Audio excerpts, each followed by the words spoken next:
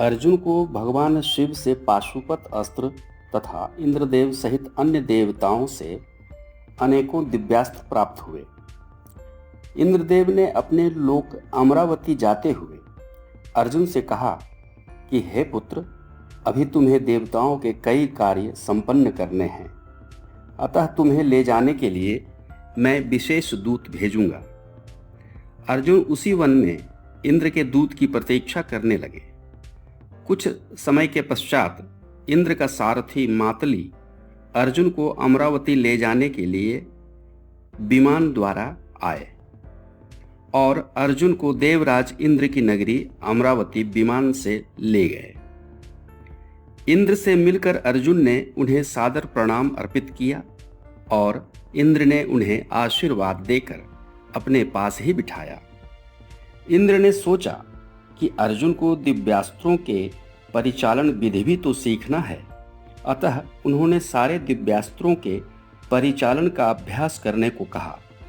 इस प्रकार अर्जुन ने प्राप्त अलौकिक अस्त्र शस्त्र के परिचालन का सम्यक एवं लगन से अभ्यास किया और अल्प समय में ही वे सभी दिव्यास्त्रों के परिचालन में निपुण हो गए।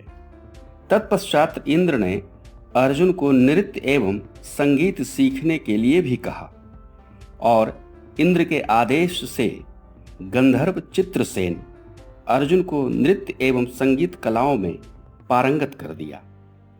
चित्रसेन द्वारा जब अर्जुन को नृत्य एवं संगीत की शिक्षा दी जा रही थी, तभी एक दिन इंद्रलोक की महासुंदरी अप्सरा उर्वशी का आगमन हुआ और उर्वशी ने अर्जुन को देखा। अर्जुन को देखते ही उर्वशी अर्जुन पर मोहित हो गई और उसने अर्जुन से कामातुर होकर अपने साथ विहार करने की इच्छा बताई। उर्वशी के इस आग्रह से अर्जुन हतप्रभ हो गए और बड़े ही सम्मान से उन्होंने उर्वशी से कहा कि हे देवी, आपने हमारे पूर्वज के साथ दाम्पत्य जीवन में बंधकर हमारे वंश की कीर्ति बढ़ाई है। इस प्रकार से आप तो हमारी माता तुल्य हैं। हे देवी, मैं आपको सादर प्रणाम अर्पित करता हूँ। अर्जुन के इस प्रकार की प्रतिक्रिया की उर्वशी ने कल्पना नहीं की थी, अतः वह क्षुधित एवं कुपित होकर अर्जुन को श्राप देते हुए कहा कि हे राजकुमार, तुमने मेरे रतिक्रिया के आग्रह को ठुकराकर अपने नपुंसकता का परिचय दिया है, अतः तुम 1 वर्ष के लिए नपुंसकता से ग्रसित जीवन जियोगे। इतना कह वह क्रोधपूर्वक वहां से चली गई। उर्वशी से नपुंसकता का श्राप पाकर अर्जुन बहुत दुखी हो गए और इंद्र को सारी घटनाओं की जानकारी दी।